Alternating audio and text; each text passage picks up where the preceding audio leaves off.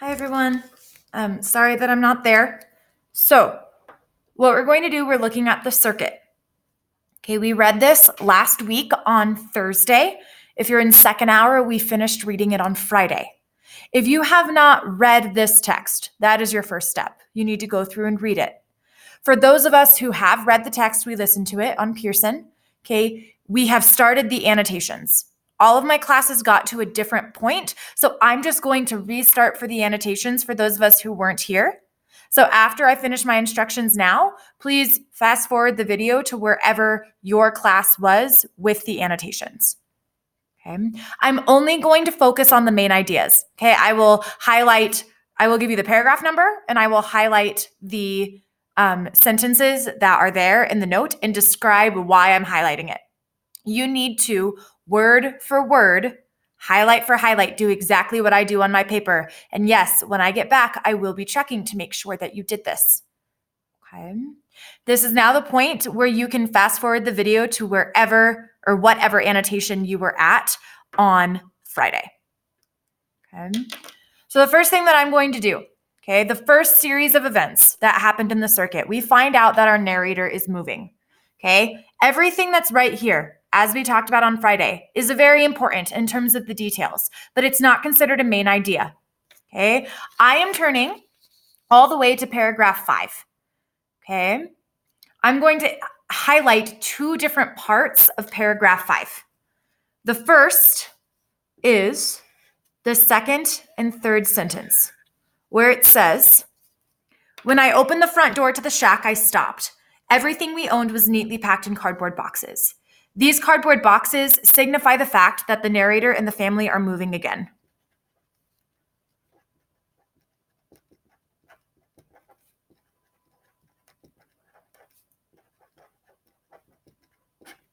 Okay, I'm underlining again because remember, this narrator belongs to a family of migrant farmers, meaning they have to move to find work. This is not just something random that's happening. This is something that happens over and over, year by year. The second part that I'm going to focus on is the last sentence in paragraph 5, where it says, "The thought of having to move to Fresno and knowing what was in store for me there brought tears to my eyes." This here is showing us that even though the family is moving again, this is how our narrator feels every time that they move. These are not happy tears. These are sad tears. So my note here is going to be how our narrator feels about moving.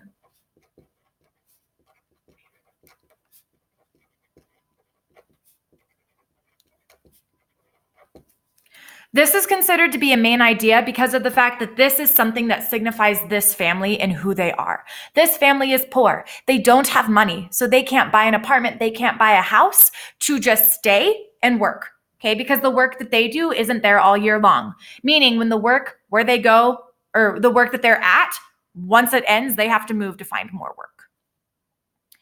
After paragraph 5, we get a lot of description. If we look at the rest of this page here, we're getting a ton of description about the car that they drove, about the family, about the siblings, right? Once again, all important information, but not considered a main idea. The next part that's the main idea is on paragraph 13. Okay, so we're now on page 471, paragraph 13. The sentence here that I'm going to highlight is where it starts with Mama. So Mama asked the camp foreman if he needed any workers.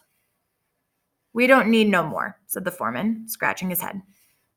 This is important here because it's showing us that just because they move does not mean that they're always going to get the answer of yes. With migrant workers, okay, it really is a first come, first serve situation. So if a family had come the day before, they would have gotten the job over this family, not because they're better than them by any way, but because of the fact that they got there first. So this is a main idea because it shows that jobs are not promised.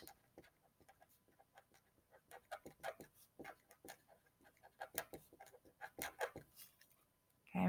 So the very first job that they got to after they moved to Fresno, it was a no.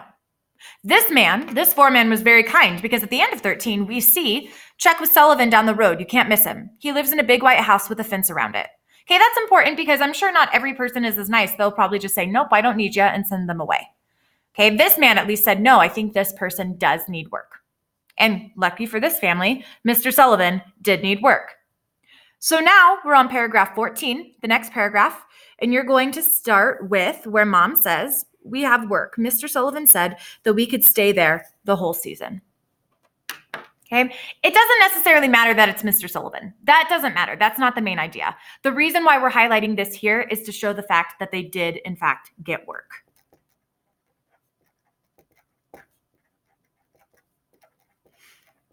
Think about this for a second, though. Okay. Jobs are not promised. Okay. Meaning that they might go through this situation here 2 or 3 times, maybe 4 or 5 times before they get a job. There might have even been times that they go and they find almost every single person that they can and they're never hired, meaning that they have to move yet again. Okay, that is the horrible aspect of being a migrant farmer, right? These jobs are not promised. They have to work to find the job. They are granted living situations, but these living situations are nothing that what you and I would like to live in. I would like you to highlight now all of paragraph 15. Please.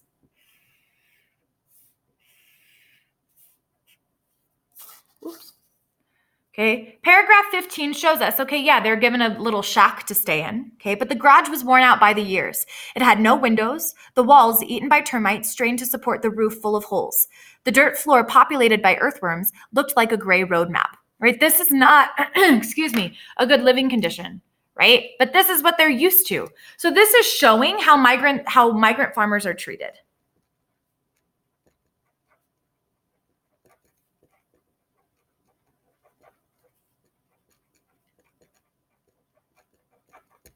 Even if Mr. Sullivan was very, very nice to them, the fact that they're living in such a crappy situation is showing us, oh, he really doesn't care about them that much to let them stay in his own house, right? Or to let them stay in a place that doesn't have dirt as the floor, right? So he doesn't care about them enough to give them a good living situation.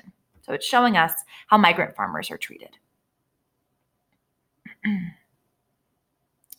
The work that these families do are very hard, right? It's labor, okay? They're picking crops all throughout the year. It's hard on your body, okay? But not only that, they're in Fresno. Fresno is in California, okay? So it gets hot there. If we take a look at paragraph 18, it says that in the very first sentence, around 9 o'clock, the temperature had risen to almost 100 degrees, okay? 100 degrees is hot if you're doing nothing, right? And this family is out in this heat and they are working their little butts off, right? They're focusing on getting as much crop as they can because it's the crop. How much crop they take in, that is how much they get paid, right? So if they sit there and complain about how hot it is, they're not going to get paid as much as if they just suck it up and work as hard as they can, right? So the reason why this is a main idea is it's showing the harshness of the working conditions.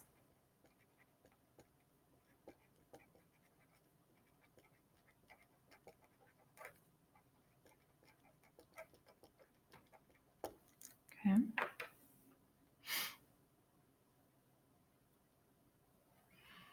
We're going to move on to the next page now. If you're not done with this, just pause the video and finish writing everything down. Okay, so we turn the page. Okay, and we're going to now focus on paragraph 19. Okay, paragraph 19, down in the middle, it says, "Here comes the school bus," he whispered loudly in alarm. Instinctively, Roberto and I ran and hid in the vineyards. We did not want to get in trouble for not going to school, right? So that's what you're going to focus on highlighting right here. Okay, and this is important. Excuse me. This is important because it shows the constant worry that this family is going through.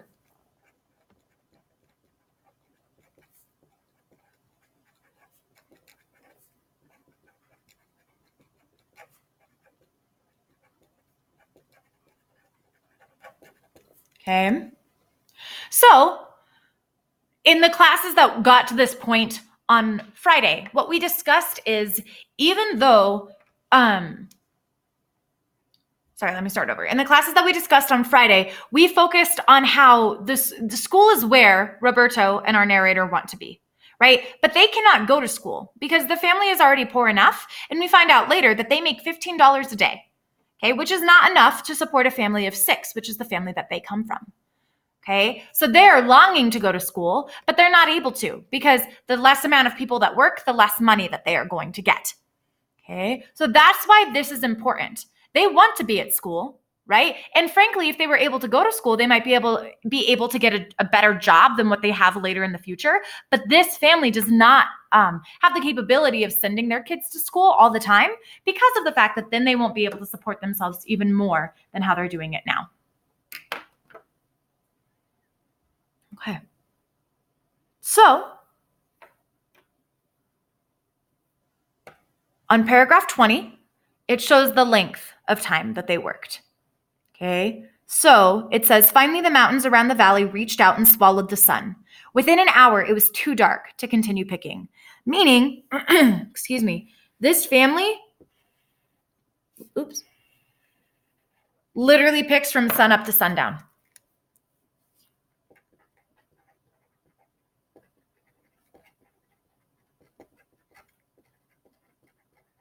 Which, if you think about where they're at in the world, depending on the time of year that it is, that can be 12 hours, that could be 14 hours, that could be 9 hours. Okay, so depending on the time of year that it is, depending on where they're at, the hours would change. But they don't, and they take a little time off for lunch, as we see here. Okay, but the fact of the matter is they are working as hard as they can for as long as they can. From sun up, they're up working, to sundown, to where it's too dark to continue picking. Okay. I would like us now to move, please, to paragraph 22, where it says, the next morning I could hardly move. My body ached all over. I felt little control over my arms and legs. This feeling went on every morning for days until my muscles finally got used to the work.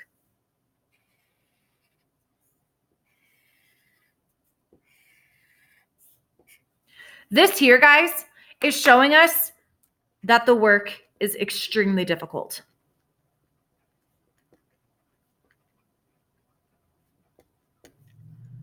Okay? Because of the fact his body's not used to this, right? So he could hardly move after sleeping. I mean, and granted, he's sleeping on the ground, right? He's not in a bed. He's sleeping on the ground, which doesn't help, okay? But this happened for days, right? This wasn't something that I was like, oh, my body got used to it after one day, right? No, it was this way for a couple of days until they finally got used to the work. But that doesn't mean that the work got any easier, okay? That just means that his body got used to the amount of work that he was doing. Paragraph 23 brings a happier note into the circuit because we can finally see that our narrator can go to school. Okay, so I would like for you to please highlight the very first paragraph, the very first sentence of paragraph 23. Okay, so depending on the season,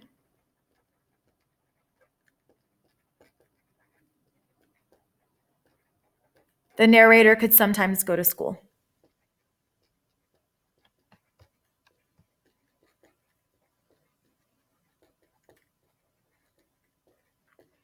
But let's think about it. You will be watching this video on November 5th, okay? So it was Monday, the first week of November. That's about the day that you guys are at now, okay? We have been in school for like 12 or 13 weeks now. So think about it. You have been working with your family the entire year so far, right? And now you're coming to school the first week of November, right? Even if you felt like you did belong with everybody else, even if you spoke the same language as everybody else, okay? That would be hard, right? You've missed everything up until now. People are in the middle of units. They're in the middle of knowing what they're doing. And you're coming in, not only are you the new kid that nobody knows, but you also feel like you don't know what your other peers do know. Okay, so this within itself is a challenge. Okay. Please go ahead and turn the page. Okay, we're in that same paragraph. So we're in paragraph 23 at the top of page 473 because it's important, okay, that Roberto, our narrator's brother, is not going to school.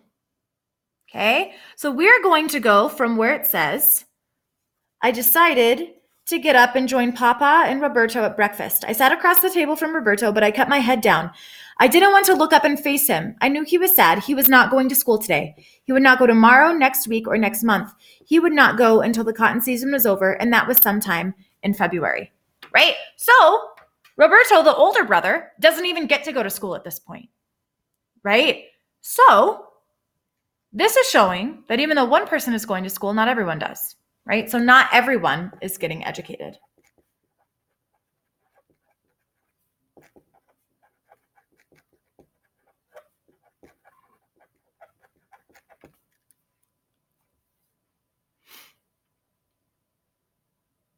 Okay.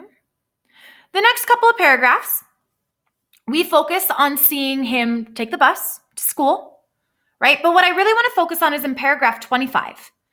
When I entered, I heard a woman's voice say, "May I help you?" I was startled. I had not heard English for months. For a few seconds, I remained speechless. I looked at the lady who waited for an answer.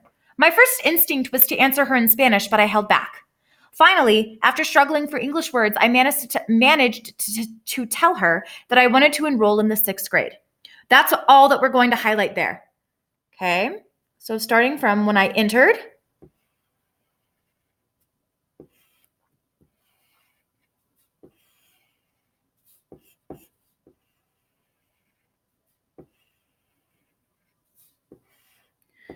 this is showing us here how little English he knows. I mean, he does say, after struggling for English words, I managed to tell her that I wanted to enroll in the 6th grade, but that's showing us that he is not fluent in English. But the fact that she answered in English shows that that's the language that they are expected to speak there. Okay, so here is the struggle. Struggle number 1 of going to school. Not speaking the same language.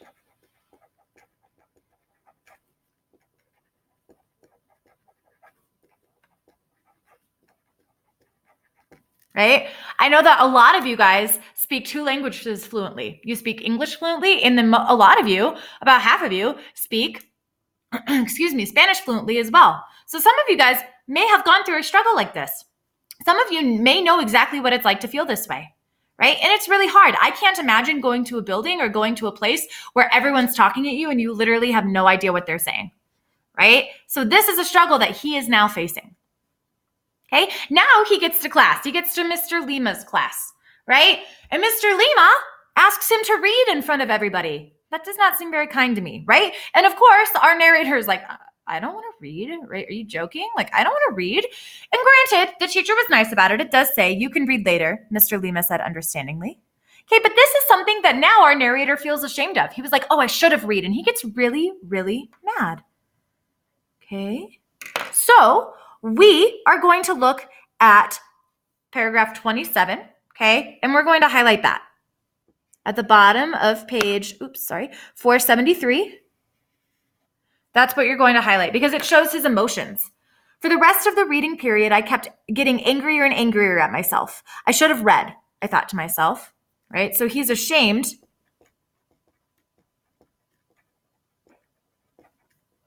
at what he doesn't know.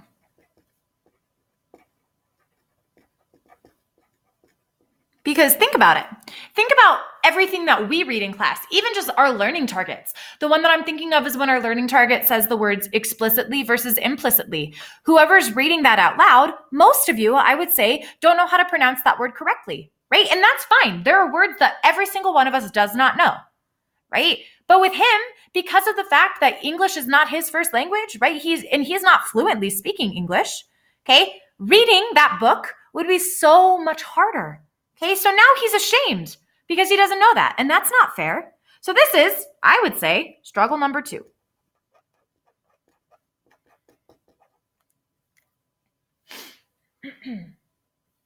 We're almost done, guys. Keep hanging in there.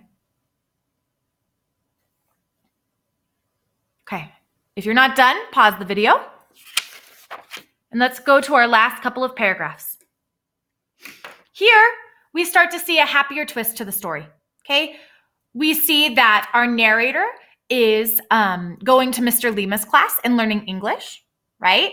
And then we hear also that Mr. Lima offers to teach him the trumpet, right? And our narrator is so excited. He's like, oh, I want to learn how to do this. He talks about corridos, right? How he likes the music of corridos and how trumpets are in that type of music. Okay. So I think it's important that we start to see that he does feel like he's starting to belong. It might not be with his peers, right? It does say that Mr. Lima was his best friend at school. Okay, so that's what I want us to highlight right here. Paragraph 30, all of paragraph 30.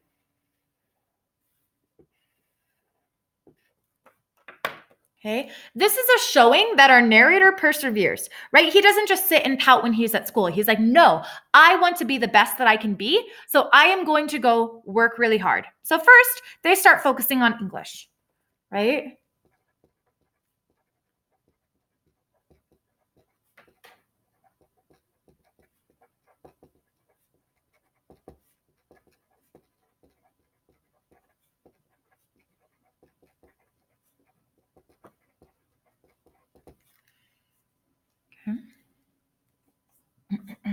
This is also showing, though, the fact that he doesn't feel like he belongs with his peers. So I'm going to underline my best friend at school as well with Mr. Lima to show that he's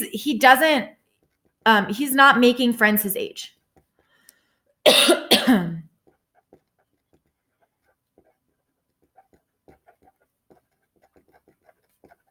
So even though we are starting to see more positive, okay, we're also seeing another struggle. Okay, his teacher is his best friend. Okay, I'm sure that you guys have all had a teacher that you're like, I love them. I love how they teach. I love their personality.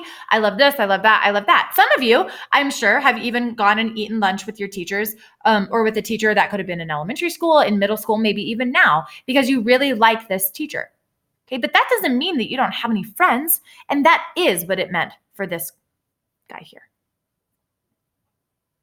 Okay, paragraph 31.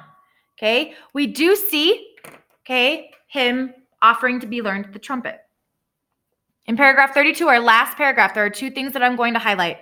Okay, that day, I could hardly wait to tell Mama and Papa the news. Okay, so this shows he finally had something to be excited about.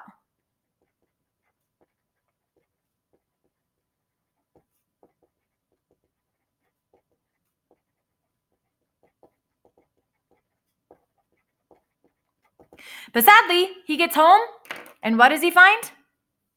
When I opened the door to our shack, I saw that everything we owned was neatly packed in cardboard boxes, showing these cardboard boxes are signifying what again from the very first annotation? They're moving. So the family is moving again.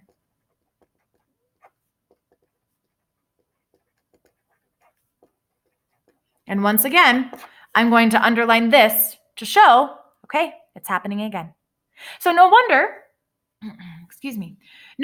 our narrator is feeling upset, because if we look at the last two paragraphs here, the last paragraph, or the second to last paragraph, paragraph 31, he's finally like, yes, I have the trumpet. This will be super fun. I'm learning English. I'm bettering myself, right? I'm doing better being here. But he gets home and all of that's gone. Okay. So you need to have every single annotation, every single note that I have here, you need to have on your papers. And yes, I will be checking to make sure. Okay, what you need to do now, you need to go back through the reading, and any words that you circled that you did not know, you need to look at finding those definitions. Remember, don't forget to look down at the bottom. So like Corridos, for example, it has number 14. So if I go look down here, that shows, okay, it's a ballad. Right? You don't have to write the definition if it gives it to you down at the bottom. Or there are the concept vocabulary words. So I'm, for instance, on page 472. The word instinctively is a concept vocabulary word. So it's in blue. That definition is over here, right? If that is a word that you circled, one where the definition's here or down at the bottom, you don't need to write that definition. You can just highlight it and draw a line. All right. I will see you guys on Friday. I will have another video for you to watch tomorrow. Okay. Please make sure that you are being respectful. Please make sure that you are doing everything that the substitute is asking for you to do. Have a great week, guys. I'll see you on Friday.